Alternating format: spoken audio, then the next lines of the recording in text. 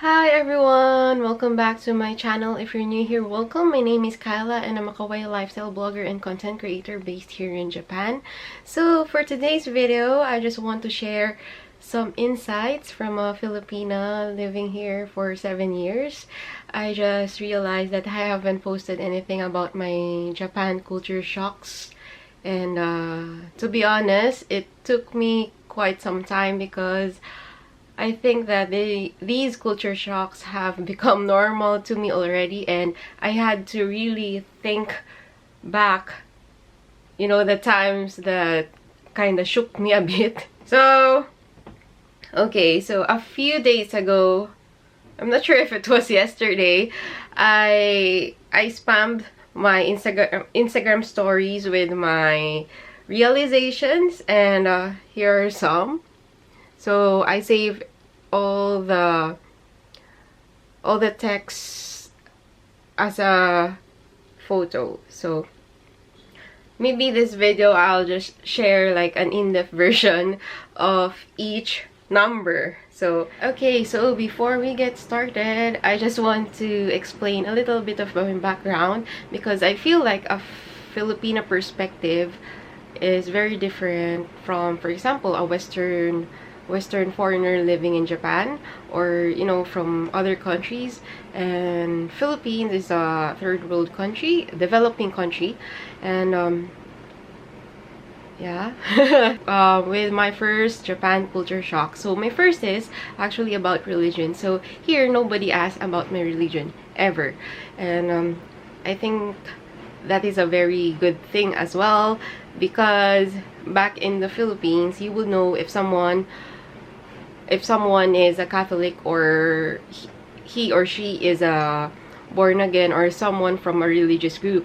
And I feel that ever since living here, I feel like everyone is welcome, whether you are Muslim, you have a very different belief about God, or you don't have a God, because I think Japanese are very welcoming about what kind of beliefs that you have. Okay, first world versus third world problems are real, and I thought before there were just exaggerations, like what I've written here. I get more shocked whenever I come across a fellow foreigner complaining about something that most Filipinos or Southeast Asians will choose to be grateful for. And we should note the cultural and economic differences. So there, I feel like I would be just grateful that I have work here and that I can live, not like, so I don't know, it's just, I think that the key to surviving Japan is to complain less. Move on to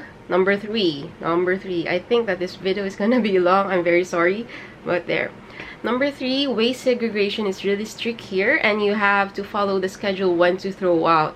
I appreciate this rule, and if you follow, you're actually making it easier for everybody too. So it's really very organized here, especially the garbage system. Like, you have to throw out, for example, the moeru gomi, the burnable during the certain days in a week, and actually certain hours as well, because they won't pick it up later than maybe 1 p.m. It depends where you live, and you have to separate the PET bottles from the cans, from your used clothes and everything. So you really have to be responsible, and for me that is kind of good. It's good because when I was in Philippines, I don't think we have a very good system there about garbage disposal.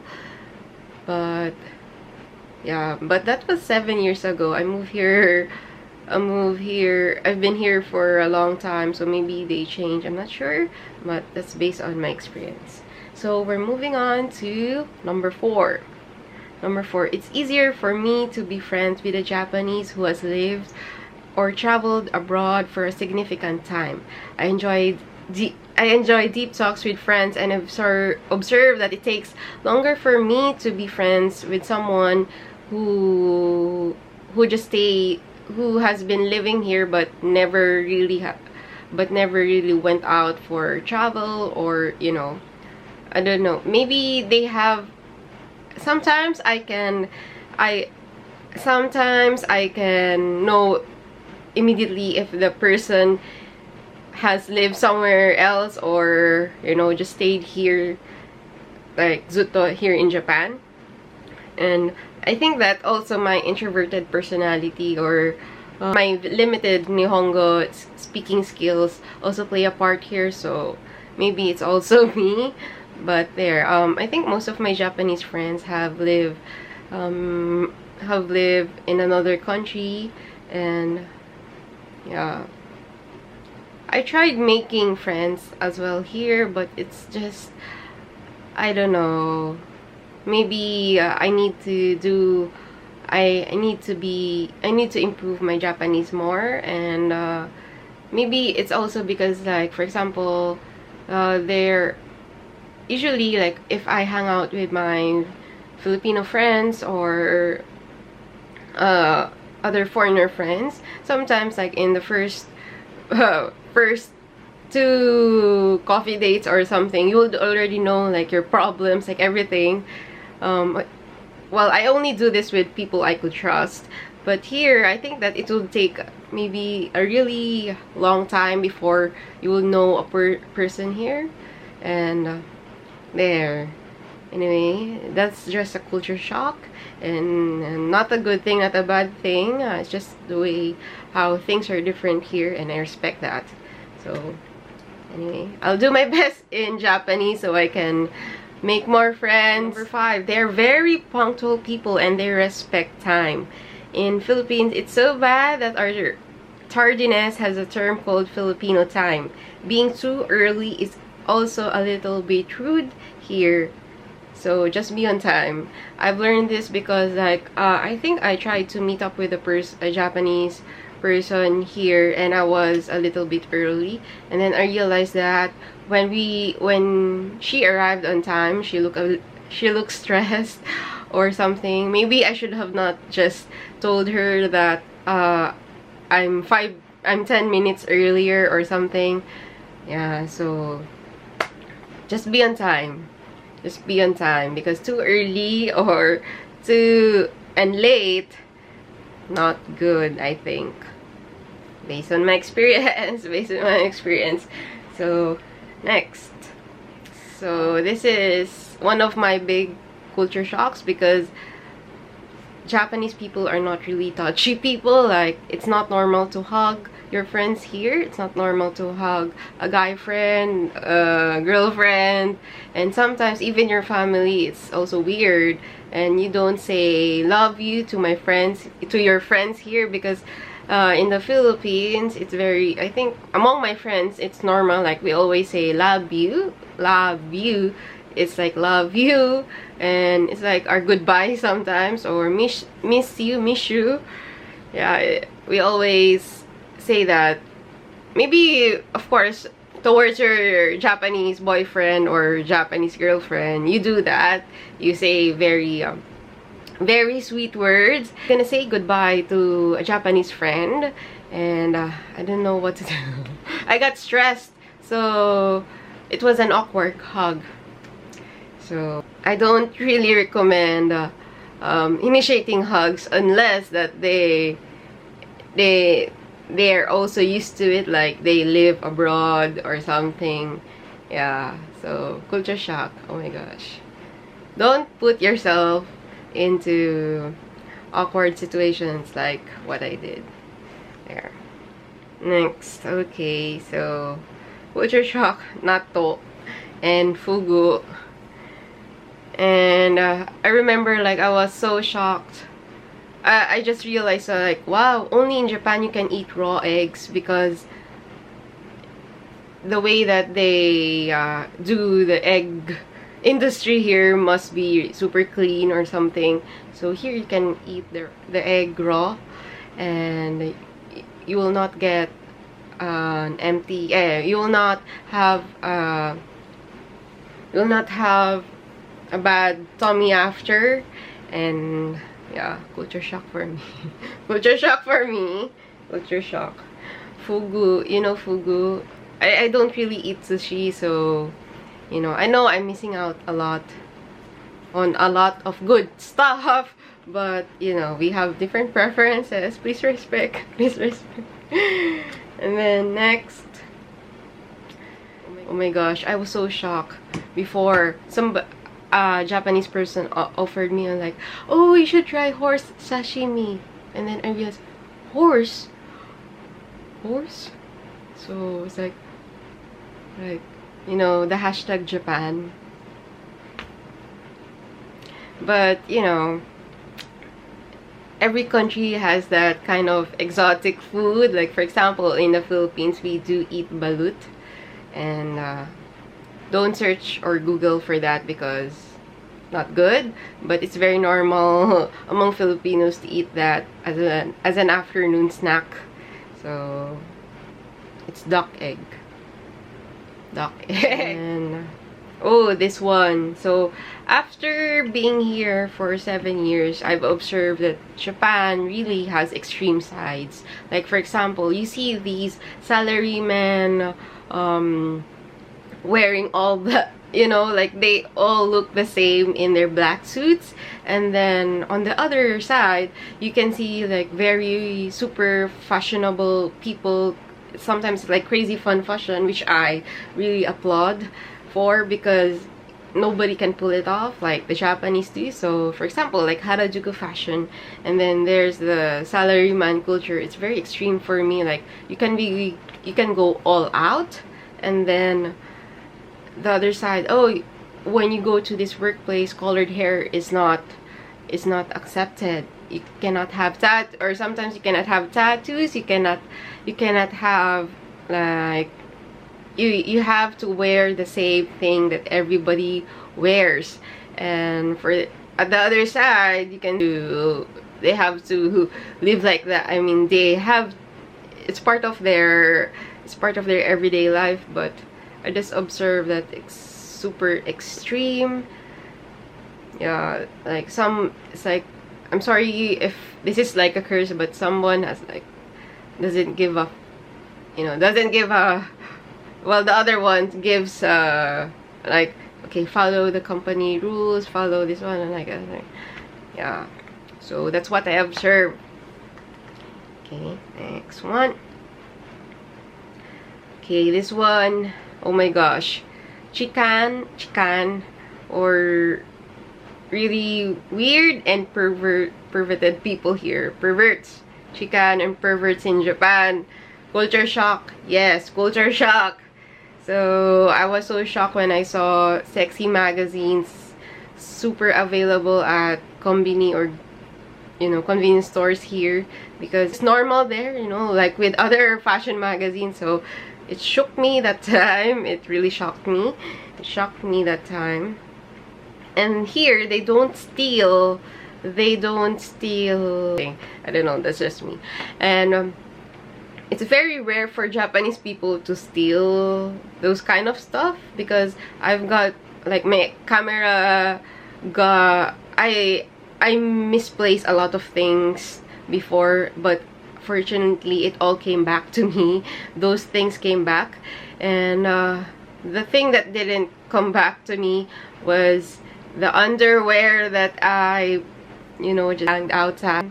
I never, where I'm living, I never, I think it's very safe that you don't show that you're a girl living in that apartment or something. So I don't have any, like, you will know this is a female living here.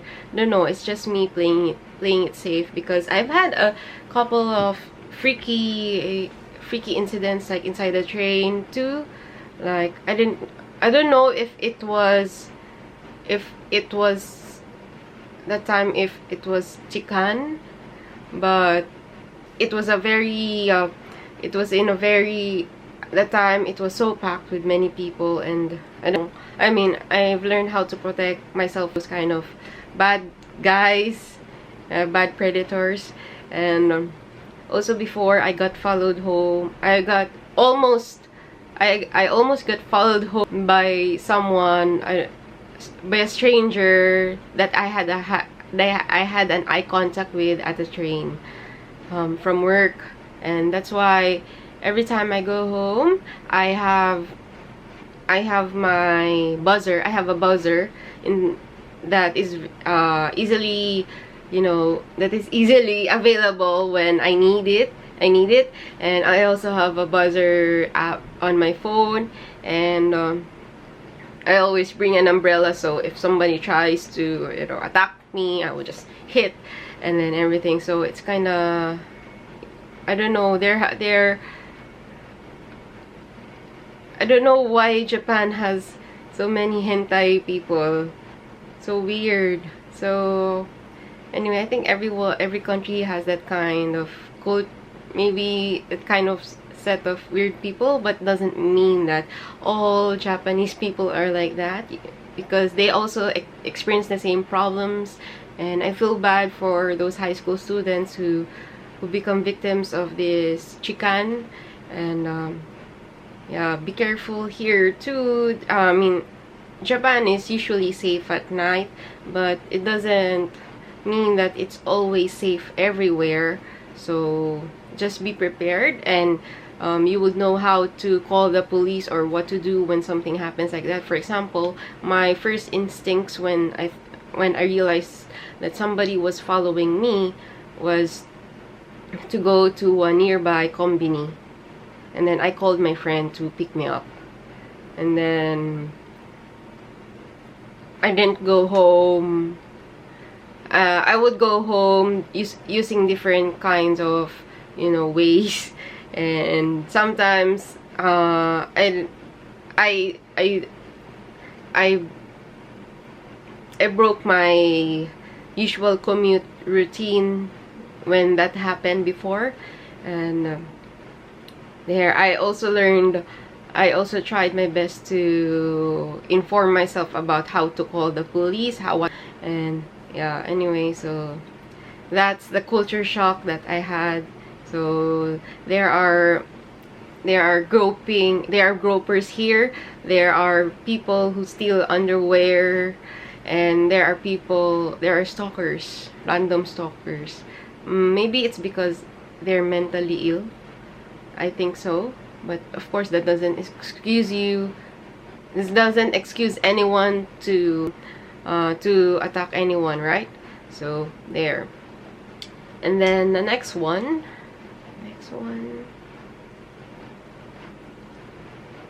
Yeah, and also this is the reason why Japanese, for example, my phone, even if I make it, I set it on silent mode, the camera still has the very loud sound. I think they're trying to avoid upskirting videos, and it happens a lot. So I remember, like, when I went to Akihabara, they also have the signages like, be careful of upskirting videos. So there.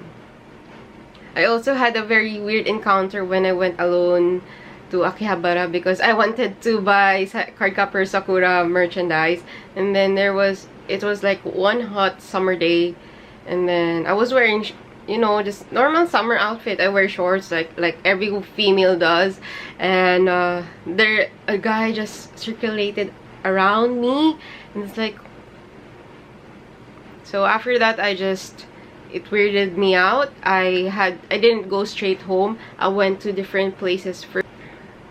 If you encounter something weird like that, I think that it's best to go to a friend's house, or try, because sometimes they follow you until the very end, and to avoid that, I think that you have to stop somewhere. So there. So hi, my unpleasant experiences. Anyway, so I think I've already it's already 10, but I just want to share the #1 culture shock that I've experienced here. So story time. I hope that you don't mind, it's very long now. So my biggest culture shock was when I was having my first painful gallstone attacks. My brother called no, we didn't call the ambulance that time because we didn't know like the process. It was a very new experience for me and my family, so we just went straight to the emergency room of the hospital. And that time I remember like my gallstone attack was super bad, that I was crying and I felt like I was gonna die. But that time the hospital didn't accept us because, and then when I looked inside, it wasn't busy at all. And it was because they told us to call the ambulance, they call another ambulance in front of the hospital. If there is some emergency in Japan, it's very hard for foreigners to deal with it because you cannot just go straight to the hospital and, you know, oh, please cure me or something, because that's what I did before. And now that I know better, so I realized, okay, I'm paying big for my health insurance, might as well really use the services here in Japan. So I think that their ambulance services are really good. Like you feel very prioritized, but the time, like, oh my god, I'm already here at the hospital, and chances are, like, if I call the ambulance, it might be this hospital's ambulance as well. So but what happened was, I think it was very fortunate because I don't want to be confined in that hospital. And so we called another hospital, no, just an ambulance, and they brought us to another hospital within our area.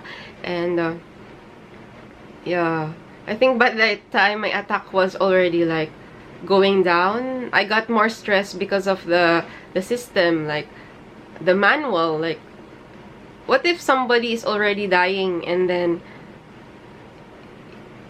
would you have, like, I was thinking that time, don't you have a heart? Don't you have a heart? Like, it's good. Maybe it happened. I'm just glad that it happened to me, not to like an old person, like an old foreigner who could not speak, because I think the person would die because of the manual. This is the way that you should do, like the rules and everything. Because sometimes if it's about life or death, I think that, you know, just keep the rules and just do whatever it takes to save someone's life. I don't know, but that's just my opinion. And I'm still here. I've survived all of that. And when I was confined in the hospital, because I had like a gallbladder, like my gallstone was stuck somewhere, and it was really painful. Because usually, like, gallstones, they don't, you know, they can be quite harmless if they stay there inside your gallbladder. But mine was like, it got stuck, so it was super painful here. Whenever I would eat something wrong, like spicy or like dairy, I would have an attack. And so I was confined in a hospital, and then I was so sad for Japanese people.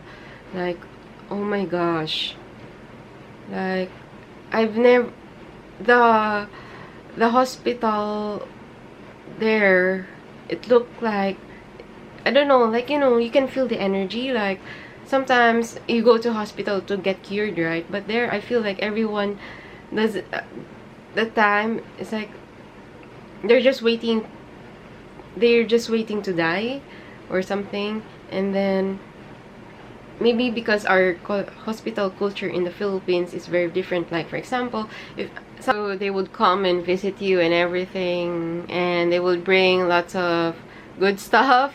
And I don't know, maybe that hospital was very quiet or maybe because where I live, it's kind of like, you know, local area.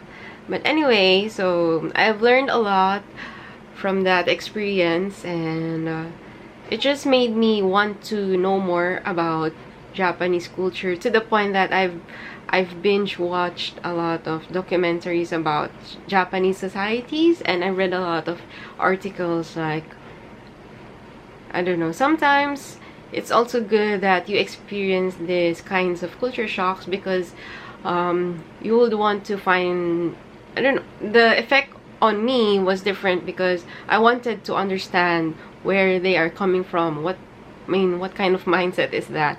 And I don't want to be always stuck in a position like, I don't get it. Like, oh no, they should change. Japan sucks or something.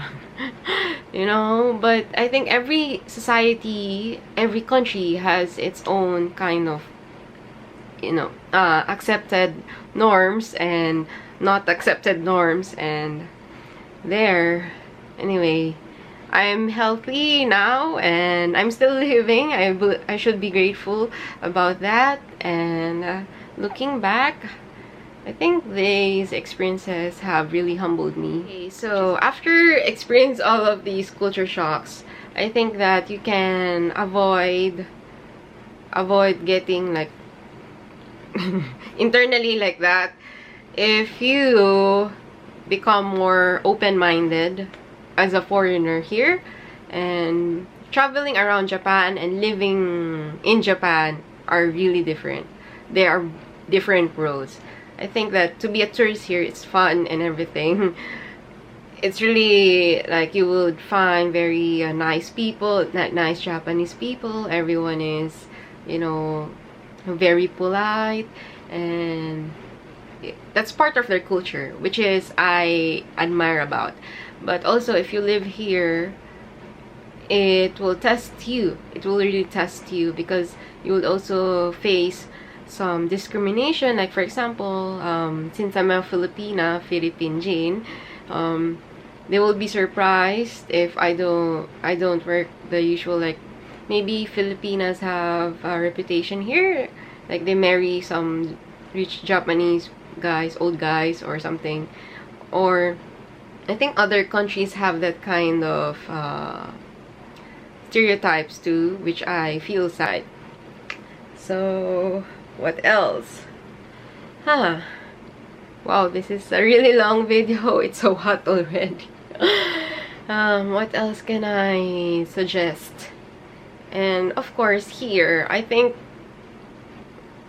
you should always I